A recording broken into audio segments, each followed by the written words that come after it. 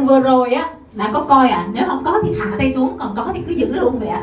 Okay, how about, so we're in Ho Chi Minh City here, I'm just filming here, and I'm asking who's watched an online video in the past 3 days, in the Rồi past bây giờ 3 giữ days? chắc tay nha, nếu mà không đúng thì hạ tay xuống. Trong vòng 3 ngày vừa rồi mình có xem một cái gì đó Have a look video. around, have a look around everyone. Không có tay nào hạ xuống kìa, hãy nhìn đi ạ, nhìn đồng bọn mình đi ạ. How about in the past 2 days? Rồi thôi bây giờ mình ấy hơn một chút nữa, mình chân thành hơn nữa, trong vòng 2 ngày vừa rồi có coi ạ? Wow. Có 2-3 cánh tay hạ xuống thôi, chắc là mỏi tay thôi. How about in the last 24 hours? Còn trong 24 tiếng vừa rồi có coi thì giờ cao hơn nữa đi các bạn. Today, who's watched the video today? Hôm nay anh đã coi một cái đoạn gì đó, một đoạn video.